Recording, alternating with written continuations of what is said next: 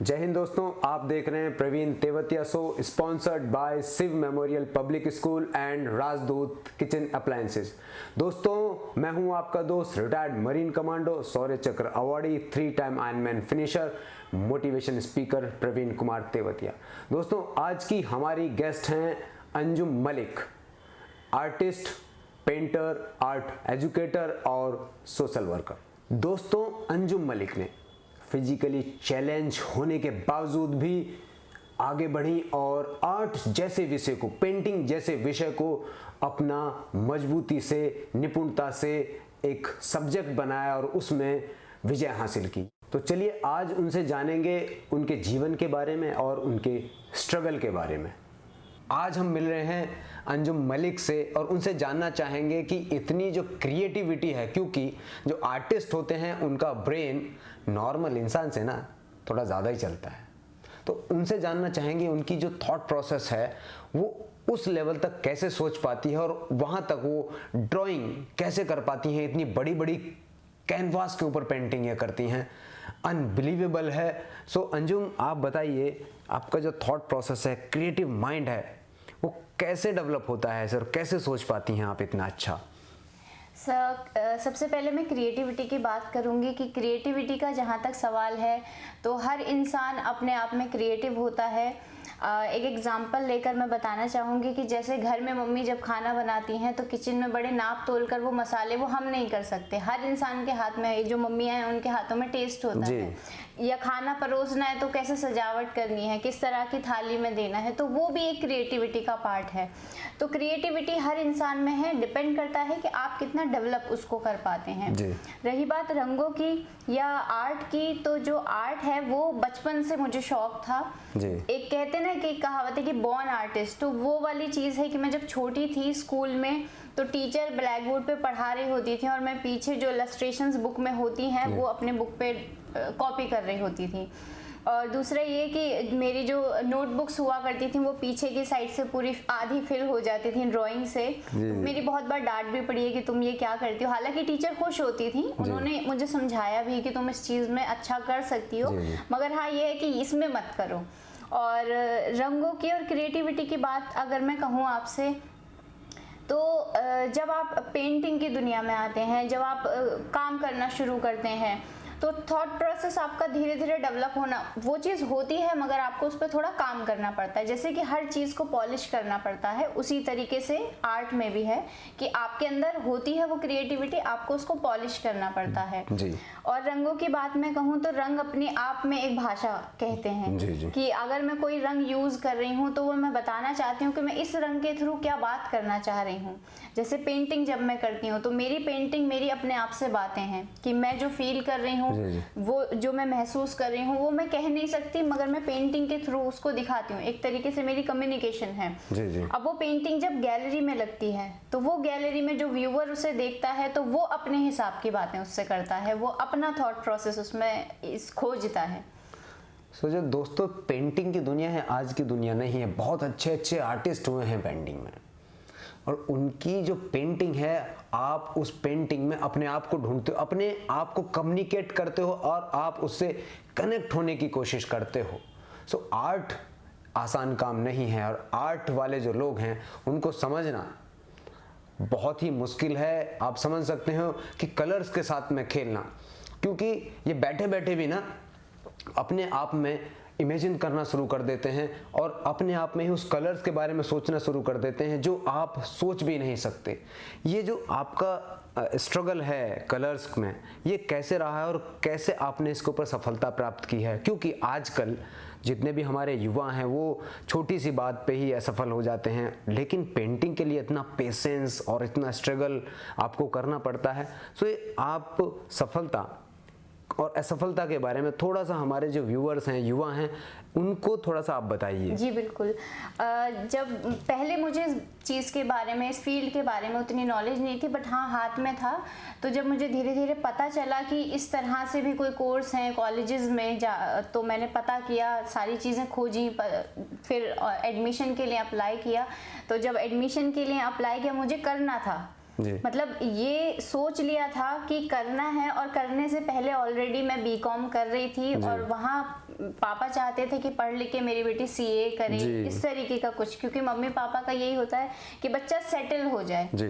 तो मगर ये था कि मेरा दिल वहाँ नहीं था, बिल्कुल भी मैं नहीं चाहती थी। आपका दिल तो उधर ही था जो नोटबुक के पीछे आप बनाती रहती थी। अटक गया था। और ऐसे बहुत सारे माँ बाप हैं जो अपने बच्चों को कहते हैं पढ़ो, खूब मेहनत करो और जाके नौकर बनो। वो उनको उनके रंगों के साथ में नहीं खेलने देते, जो वो खुद करना चाहते हैं उसको नहीं करने देते। लेकिन अंजुम इसके लिए एक मिसाल है कि उन्होंने अपनी बीकॉम की पढ़ाई को साइड में किया और आर्ट की दुनिया में, रंगों की दुनिया में इन्होंने अपने आप को खोजने का प्रयास किया। जी आगे। मैं इसी चीज को कंटिन्यू करना चाहूंगी कि फिर उसके बाद सब चीजें सही चल रही थी, ऐसा नहीं था कि मैं उसमें कमजोर थी, सब ठीक था, मगर मुझे नहीं करना था। तो मैंने बीच में ही बोला कि मुझे नहीं करना पापा को, और फिर बस अप्लाई कर दिया। उसके बाद लगातार मेहनत करती रही, कभी रेलवे स्टेशन पे बैठ के स्केचिंग कर रही हूँ तो कभी बस स्टैंड पे बैठ के, मतलब धूप नहीं पता सर्दी नहीं पता, करना है क्योंकि जुनून था। उसके बाद एडमिशन जब मैं लेने गई तो सब चीज़ें, सारे प्रोसेस पूरे हो चुके थे, और लास्ट मोमेंट पे मेरे जो प्रोफेसर थे उन्होंने, जो एडमिशन ले रहे थे, उन्होंने कहा कि हम आपका एडमिशन नहीं ले सकते। क्यों? मैंने पूछा कि क्यों सर? तो उन्होंने कहा कि जो कोर्स में आप एडमिशन ले रहे हैं, एक चीज़ मैं बताना चाहूँगी कि उस कोर्स में जो फिजिकली चैलेंज हैं उनके लिए किसी भी तरह की सीट नहीं है, रिजर्वेशन नहीं है। इवन आप जब भी कहीं रेलवे स्टेशन पे बना रहे हो या फिर कहीं पे पब्लिक प्लेस पे जब आप काम करते हैं ड्राइंग वगैरह, सो लोग उनको एक अलग निगाह से देखते हैं आर्टिस्ट को।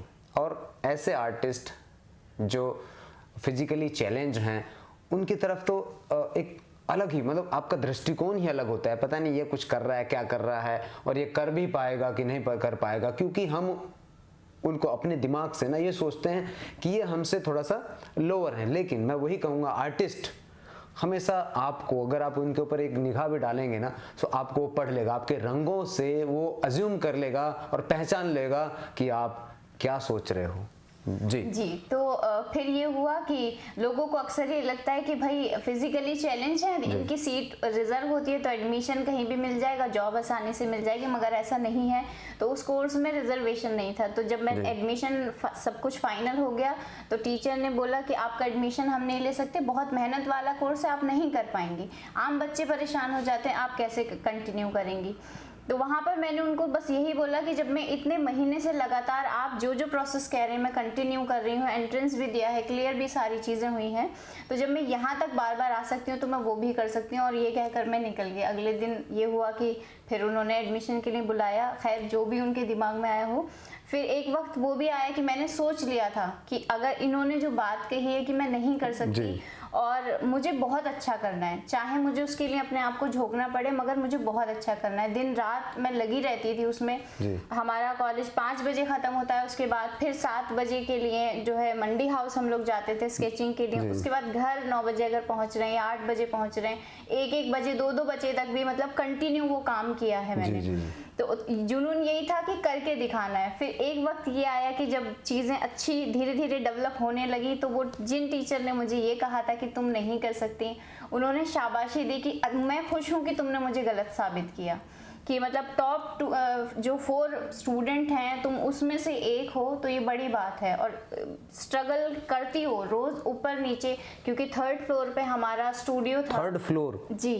तो और आप पूरा मेरा कैनवस हो या जो है पोर्टफोलियो हो, वो कभी होता था कि हेल्प के लिए कोई होता था, कभी नहीं भी है, तो अपने आप को उतना आपको रखना पड़ेगा तैयार कि अगर कोई नहीं भी है हेल्प के लिए तो मुझे खुद करना है। फिजिकल से ज्यादा मुझे लग रहा है यहाँ पे मेंटली स्ट्रांग होना बहुत ज्यादा जरूरी है, कि सोच वो रखनी है कि ठीक है मेरे साथ दुविधा है, परेशानी है। एक मैं छोटा सा एग्जांपल यहाँ पे दूंगी कि जब हम आम इंसान को देखते हैं, कोई ऊंची दीवार है, वहां वो वैसे नहीं चढ़ सकता, उसको वहां सीढ़ियां बनानी पड़ी, किसी जमाने में सीढ़ियां बनी होंगी। उसी तरीके से मैं ये समझती हूँ कि अगर वो सीढ़ियां ना हो तो वो एक आम इंसान भी डिसेबल कहा जाएगा, फिजिकली चैलेंज कहा जाएगा। उसी तरीके से हम लोगों को रैंप की जरूरत पड़ती है।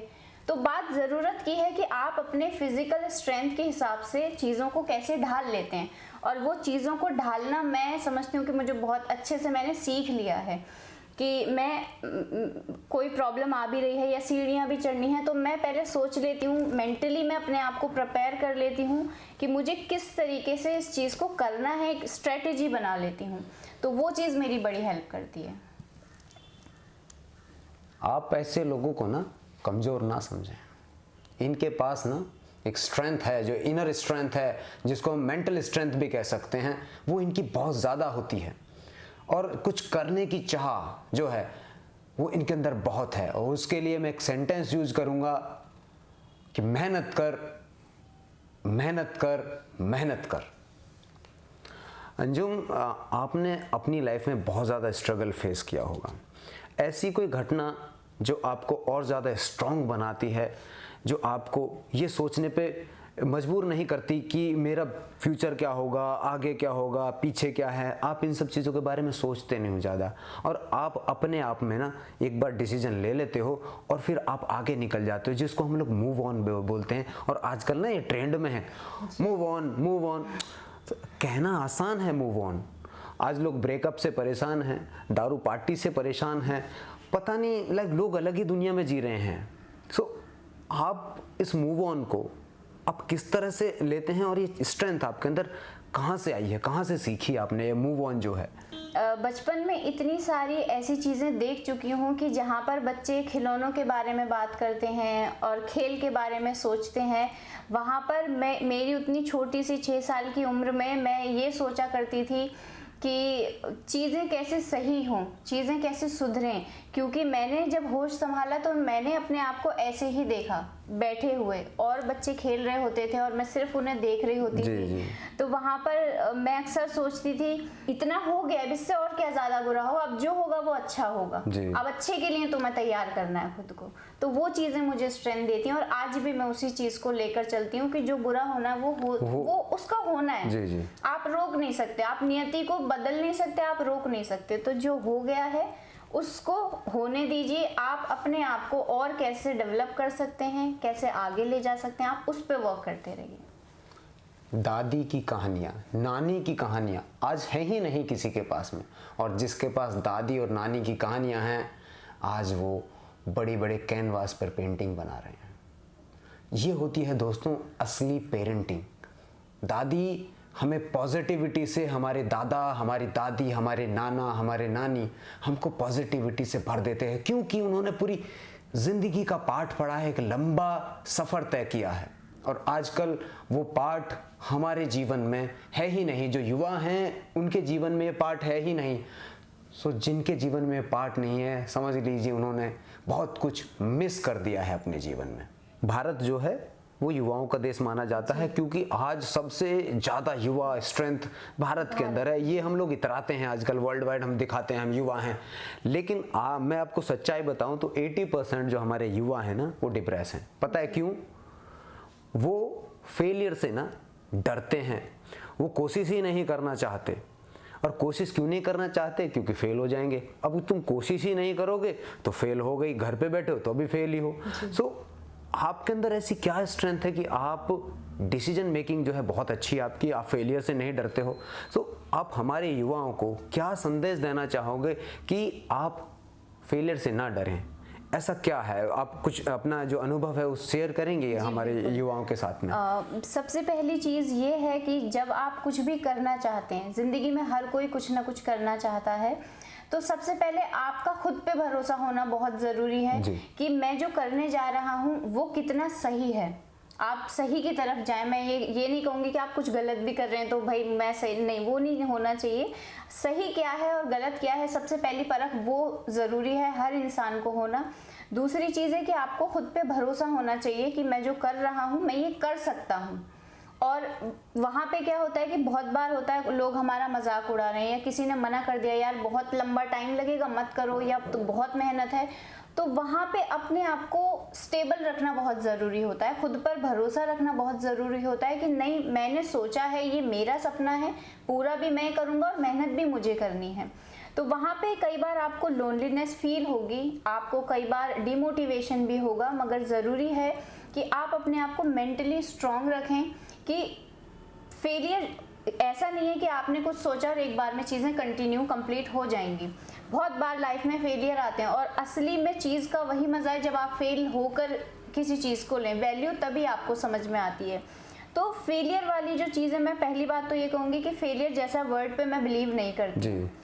क्योंकि हम क्यों आगे नहीं बढ़ पाते, क्योंकि हम जिस प्रोसेस से, कई बार होता है हम एक प्रोसेस से काम कर रहे हैं तो वो प्रोसेस हो सकता है गलत हो, जी जी। वो हम उस रास्ते तक ना पहुंचाए, है ना। जैसे मैं एग्जांपल एक दूंगी कि मैंने जब पेंटिंग बनाना सीखा, ऐसा नहीं है कि मैंने पहली बार में ही कैनवस पे बनाना शुरू कर दिया था। कितनी बार होता था कि ड्राइंग ही अच्छी नहीं बनी, या जो मैं बनाना चाह रही हूँ वो बन ही नहीं रहा है। कितनी बार होता था कि कैनवस बहुत बड़ा मैंने ले लिया है, अब मैं नहीं कर सकती, मैं लगातार खड़े होकर नहीं काम कर सकती, मगर मुझे करना है, मुझे उतने ही बड़े कैनवस पे करना है। तो वहाँ पे बार बार मुझे स्ट्रगल करना पड़ता था, तरीके बदलने पड़ते थे कि क्या मैं इसको ऐसे रखूं, क्या मैं इसको लिटा के करूं।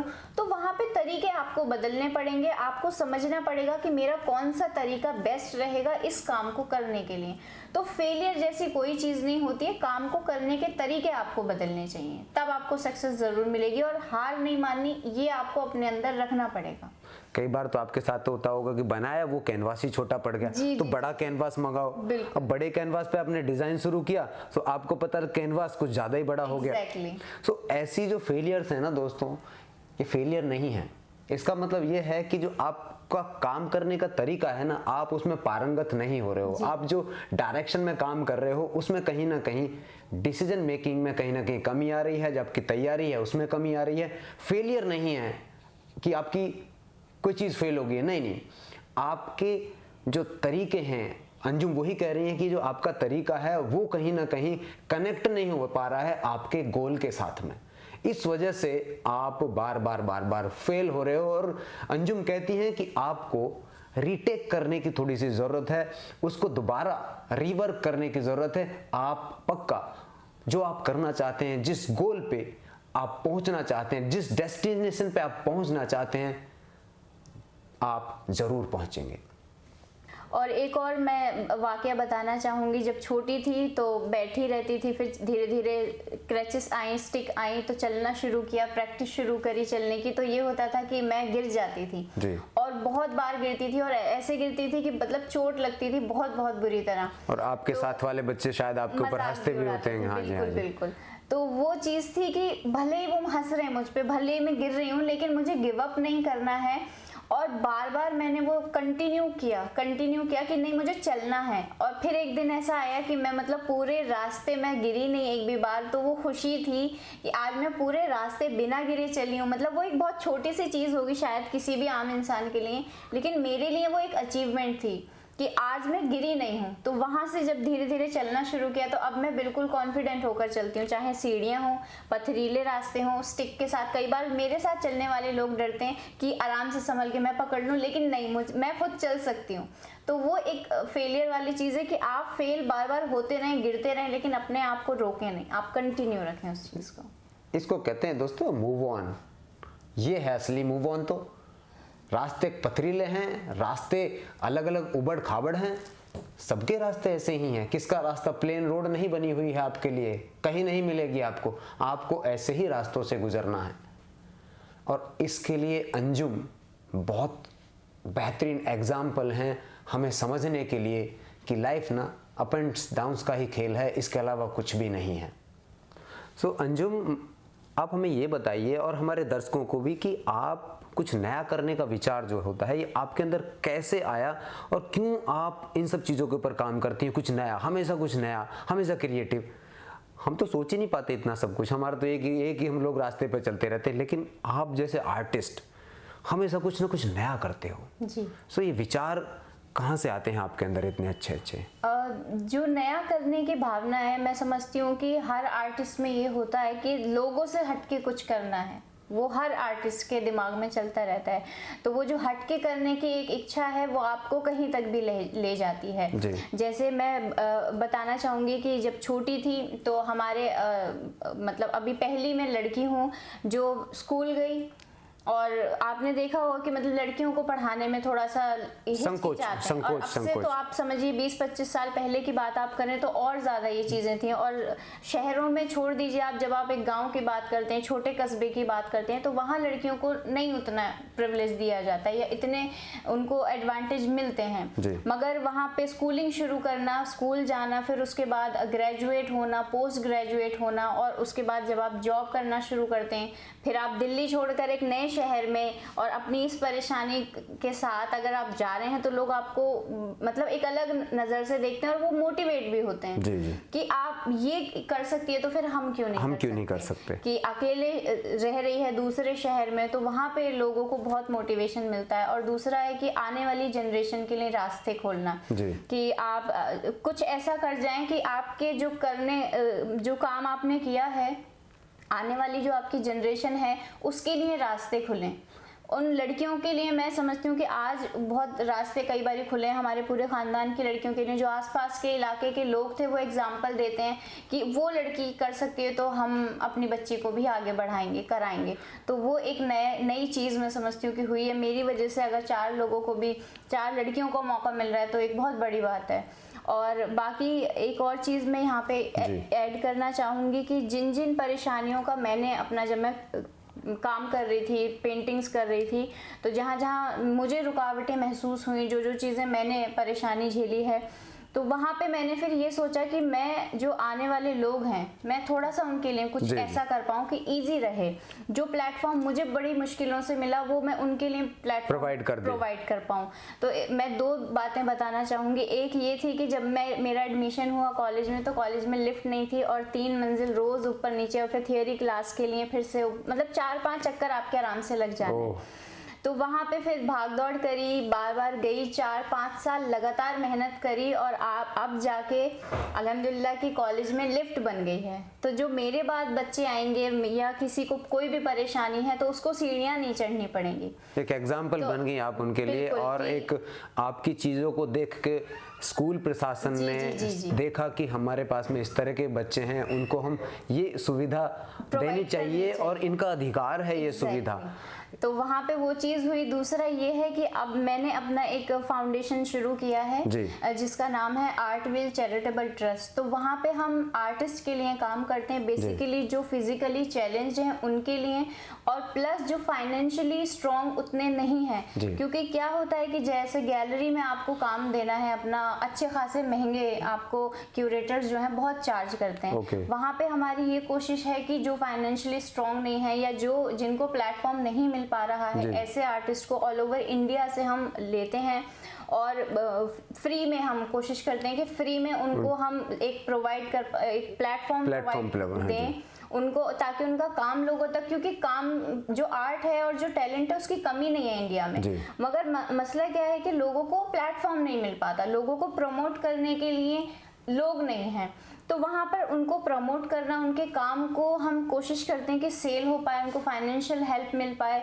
तो ये चीज़ जो है हमने एक नई शुरू करी है, उनके काम को सही उचित जी पैसे उनके मिल जाएं, और जिन लोगों ने उतनी मेहनत की है वो फाइनेंशियली भी उस पर मजबूत हो जाएं, किसी और के ऊपर डिपेंड ना रहें। तो आप बहुत अच्छा अंजुम काम कर रहे हो, क्योंकि आप अपने बारे में कम और दूसरे लोगों के बारे में जो इस तरह से हैं उनके बारे में सोचती हैं कि उनको भी एक प्लेटफॉर्म मिल जाए जहां से वो अपने टैलेंट को, अपनी आर्ट को लोगों तक पहुंचा सकें, और आपकी जो दीवार है उस पे उनकी पेंटिंग लग सके। अंजुम, आपने अभी तक बहुत कुछ आपने काम किया है, आपकी जो पेंटिंग्स हैं अलग अलग एग्जीबिशंस में लगती हैं। सो आपके अभी तक के कुछ ऐसे अचीवमेंट जिनसे हमारे युवा कुछ इंस्पिरेशन ले सकें, आपसे कुछ सीख सकें, तो आप अपने अचीवमेंट्स के बारे में बताइए। बीइंग डिफरेंटली एबल, आपने इतने अचीवमेंट कैसे कर लिए और किस लेवल तक के अचीवमेंट आपके हैं? मेरी पहली अचीवमेंट तो यही थी कि जब मैंने सोचा कि मुझे चलना है, क्योंकि मैं बैठी रहती थी और लोगों को मैं देखती थी चलते हुए, बच्चों को भागते हुए, तो मेरे दिल में भी आता था कि मैं चलूं। तो वो पहली अचीवमेंट थी कि जब मैं स्टिक से बिना गिरे एक पूरा रास्ता मैंने कवर किया। पूरा स्ट्रेच आपने पूरा किया। वो मुझे लग रहा है वो आपके ऊपर खुद की विजय थी अपने ऊपर। बिल्कुल। तो एक बहुत बड़ी अचीवमेंट है मेरे लिए वो, और उसी की वजह से मुझे मोटिवेशन मिली कि अब और आगे कर सकते हैं। फिर उसके बाद ये हुआ कि स्कूल में, नॉर्मल स्कूल में, मतलब नॉर्मली बच्चों के साथ, हजारों बच्चों के साथ आप पढ़ रहे हैं, जनरली ये होता है कि आप स्पेशली एबल कोई बच्चा है तो उसको वैसे ही स्कूल में डाल दिया जाता है, लेकिन मेरे साथ ऐसा नहीं था। मैं नॉर्मली बच्चों के साथ स्कूल में पढ़ी हूँ। वहाँ पे ये भी हुआ कि जब भीड़ एकदम बच्चों की भागती है छुट्टी होने पर, तो मैं कई बार गिरी भी हूँ, मगर वहाँ पे अपने आप को कैसे संभालना है, कैसे सीढ़ियाँ चढ़ के ऊपर चढ़ना है, कैसे उतरना है, इतने बच्चों की भीड़ में खुद को कैसे संभाल के आगे बढ़ना है, तो वो भी एक अचीवमेंट थी। दूसरी चीज़ कि जब कॉलेज में मैं गई और कॉलेज में इतनी सारी जो रुकावटें थी, चाहे वो आपका कैनवस स्ट्रेच करना हो, बड़े बड़े कैनवस पे काम करना हो, और घंटों घंटों, मतलब आप ये नहीं है कि कैनवस पे आप बैठे फटाफट काम हो गया, ऐसा नहीं है। आपको घंटों बैठ के काम करना पड़ता है, आपको रात दिन लगना पड़ता है। कई बार ऐसा भी होता है, ये कंप्यूटर सिस्टम ने इधर से ऑर्डर डाला, उधर से सीट निकला। जी जी जी, ये ऐसा सिस्टम नहीं है। कई बार ऐसा होता था कि 3-3 दिन तक, मतलब मुझे होश नहीं है कि मैंने बाल भी बनाए या नहीं। तो वो वाली चीज आती है कि जब आप कंटिन्यू उसमें रम जाते हैं, तो वो एक अचीवमेंट थी कि आपको बेस्ट निकालना है। आप अपना कैसे, एक होता, एक हर आर्टिस्ट की एक अपनी पहचान होती है, तो मेरी क्या पहचान है, वो पहचान क्रिएट करना। तो आप, अब ये हुआ कि वहां से जब धीरे धीरे चीजें आगे बढ़ी, तो न्यूयॉर्क के लिए मेरा काम जब सिलेक्ट हुआ, न्यूयॉर्क, जी न्यूयॉर्क, तो वहाँ पे मतलब पूरे वर्ल्ड में मैं इंडिया को रिप्रेजेंट कर रही थी, तो वो मेरे लिए एक बहुत प्राउड मोमेंट था। और सबसे बड़ी चीज़ ये थी कि पूरे वर्ल्ड से काम आए थे, बट वहाँ पे मेरा काम सबसे नंबर 1 फीचर कर रहा था। तो यानी मेरा आइडिया जो था एक अलग कुछ दिखाने का अपने काम में, वो उन लोगों को पसंद आया और वो पूरी दुनिया के लोग देख रहे थे। तो वो एक बहुत बड़ी मेरे लिए अचीवमेंट मेरे हिसाब से थी। और उसके बाद फिर मैंने जब अपना एनजीओ शुरू किया, मैंने सोचा कि मैं लोगों को, अब जो चीज़ें मुझे परेशानी हुई वो मैं आगे लोगों को ना मिले या कुछ भी कर पाऊँ लोगों के लिए। तो जब वो शुरू किया, लोगों के एक पूरा ऑल ओवर इंडिया का जो नेशनल लेवल पर मैंने एग्जीबिशन अपने दम पर किया, तो वो एक मेरे लिए बहुत बड़ी अचीवमेंट थी और वो सक्सेसफुली हो पाया। और अभी फ़िलहाल मैं गवर्नमेंट एम्प्लॉय हूँ सेंट्रल गवर्नमेंट के अंदर एनसीईआरटी में। सो वहाँ पे अभी मैं भोपाल में पोस्टिंग है मेरी, और मैं बच्चों को एज अ आर्ट एजुकेटर उनको पढ़ाती हूँ। उसमें क्या है, मतलब कि आप कैसे आर्ट को और सब्जेक्ट से भी रिलेट करें। जी, क्योंकि कई बार क्या होता है कि पेरेंट्स को भी ये लगता है कि आप सिर्फ थियोरी सब्जेक्ट पे ध्यान दें, आर्ट तो बस ऐसे ही है। मगर अब जो धीरे धीरे चीज़ें चेंज हो रही हैं कि एक रिलैक्स मूड में बच्चे को थियोरी की जो चीज़ें हैं या जो साइंस की चीज़ें हैं वो कैसे समझाई जाएं आर्ट के थ्रू। तो मैं बेसिकली अपने काम के साथ साथ मैं उस चीज़ पे भी रिसर्च कर रही हूँ। जो मेरा आगे मोटिव है कि मैं जो थीसिस लिखना चाहती हूँ या मैं जो काम करना चाहती हूँ आने वाले जनरेशन के बच्चों के लिए, कि जो क्रिएटिव माइंड है उसको कैसे और डेवलप किया जाए।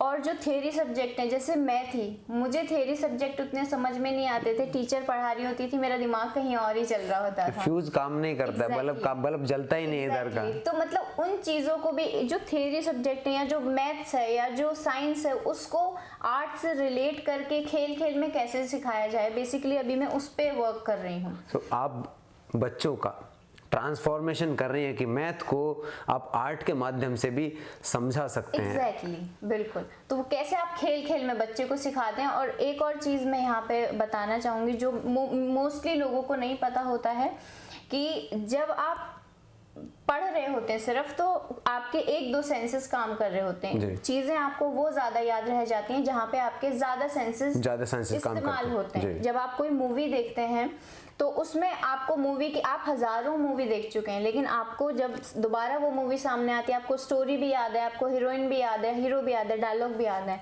इवन लोगों को तो उनकी ड्रेस तक याद है, उनको कपड़े भी याद है कि उस तरह की ड्रेस पहनी थी। हाँ जी। वो क्यों होता है? क्योंकि हमारे सेंसेस उसमें, हम उसको जी रहे हैं एक तरीके से। तो वही मैं चाहती हूँ कि हम कैसे पढ़ाई में ट्रांसफॉर्म करें उस चीज़ को, किस तरीके से बदलाव किया जाए ताकि जो जनरेशन आने वाली है वो उस चीज़ को समझ सके, टीचर्स समझ सकें, पेरेंट्स समझ सकें, और एक आसान तरीके से बच्चों को कैसे सिखाया जा सके ताकि लंबे समय तक उनके दिमाग में वो चीज़ रहे, वो उनकी मेमोरी में बनी रहे, स्टोर रहे, वो समझ सके उस तो चीज को, सिर्फ रटने वाली चीज ना हो, वो उन्हें समझ में आए कि मैंने जो पढ़ा है वो क्या पढ़ा है, उसका यूज कैसे होना है एक आम लाइफ में। तो मैं उस पे काम कर रही हूँ सर। सेम, आप मशीन की तरह ना बने, आप इधर से आपने स्टोर किया और इधर से आपने निकाल दिया, वो वाला काम नहीं कर रहे हैं। अंजुम जी जो काम कर रही हैं बहुत ही अमेजिंग है, यानी कि मुझे तो विश्वास ही नहीं होता कि एक पेंटिंग पे मैं मैथ की कैलकुलेशन कैसे कर सकता हूँ, लेकिन पॉसिबल है। और अंजुम जी इसके लिए काम कर रही हैं और पिछले कई सालों से मेहनत कर रही हैं, और इनकी जो निपुणता है ना वो यही है कि बड़े बड़े कैनवास के ऊपर खड़े होकर घंटों तक काम करना, अपनी स्टिक पे खड़े होकर काम करना आसान नहीं होता। नॉर्मल इंसान ना खड़े खड़े 1 घंटे खड़ा नहीं हो सकता, लेकिन अंजुम की ताकत है, स्ट्रेंथ है कि वो कई कई घंटों तक खड़े खड़े पेंटिंग पे बिता देती हैं, क्योंकि वो रंगों के साथ में खेलती हैं, उनको उसमें पूरा का पूरा रम जाती हैं। सो अंजुम जी, आपके लिए और आपके भविष्य के लिए हम बहुत बहुत आपको गुड विशेस देते हैं, और आप इसी तरह से हमारी जो यंग जनरेशन है, जो अपकमिंग जनरेशन्स हैं, आप जैसे लोग उनके लिए उदाहरण बने, और आप जैसे लोग ही हैं जिनसे मोटिवेट होके एक शब्द भी अगर आपका उनको मिल जाए, एक सेंटेंस भी अगर उनको मिल जाए आपका, तो हमारे जो दर्शक हैं, हमारे जो युवा हैं, वो बहुत ही ज़्यादा मोटिवेटिंग होंगे। तो आप हमारे युवाओं के लिए थोड़ा सा कुछ बताइए, कुछ जो आपने अभी तक की अपनी लाइफ में सीखा है, कुछ उनको भी थोड़ा सा आप दे दीजिए। मैं कुछ 2-3 पॉइंट्स में बताऊंगी, ज़्यादा लंबा नहीं खींचते हैं। सबसे पहली चीज़ यहाँ पर ये है पेरेंट्स के लिए, बेसिकली पेरेंट्स के लिए मैं ये कहना चाहूँगी कि आप अपने बच्चों को एजुकेट करें। दूसरी चीज़ बच्चों के लिए ये है कि आप अपने ऊपर भरोसा रखें। हर इंसान में कोई ना कोई कमी होती है, कोई ना कोई कमज़ोरी होती है, लेकिन जब आप उस कमज़ोरी को अपनी स्ट्रेंथ में बदल लेते हैं तो वहाँ आपकी जीत होती है। और सभी के लिए मेरा यही संदेश है कि जिस तरह भी आपकी ज़िंदगी चल रही है, हर किसी के अपने स्ट्रगल हैं, मगर मेरी भी लाइफ में बहुत सारे स्ट्रगल रहे हैं, और हर रोज़ मेरी ज़िंदगी एक स्ट्रगल ही है कि जब मैं बेड से सुबह उठती हूँ तो मुझे वहाँ से सोचना पड़ता है कि अब मुझे कहाँ जाना है, वहाँ के लिए मुझे क्या स्ट्रेटेजी बनानी पड़ती है, स्कूटी से जाऊँगी, वहाँ कितनी सीढ़ियाँ होंगी, सारी चीज़ें हैं। आपका कैलकुलेशन मॉर्निंग से शुरू हो जाता है उठते ही कि मुझे क्या करना है। तो वहाँ पे मेरे अपने स्ट्रगल्स हैं, हर किसी के अपने स्ट्रगल्स हैं, लेकिन उस स्ट्रगल को ओवरकम कैसे करना है, आपको अपने आप को पुश करना आना चाहिए कि मुझे परेशानी तो है लेकिन मुझे करना है। तो वो जो करने वाला एक दिमाग में है वो हमेशा रखना चाहिए, और वही चीज़ है जो आपको एंड तक ले जाएगी। Push yourself. अंजुम जी को मॉर्निंग में बेड से उठकर वापस शाम को उसी बेड पे वापस आने में जो पूरे दिन का जो स्ट्रगल है वो उसको मॉर्निंग में ही प्लान कर लेती हैं। सो इनका कहना है कि आप भी अपने दिन की शुरुआत एक प्लानिंग से करें, क्योंकि आपका जो ब्रेन है वो अर्ली मॉर्निंग में पूरा खाली रहता है, प्लेन रहता है। आप उसके ऊपर जो भी कुछ मॉर्निंग में लिख देंगे वो पूरे दिन आपके लिए काम करेगा।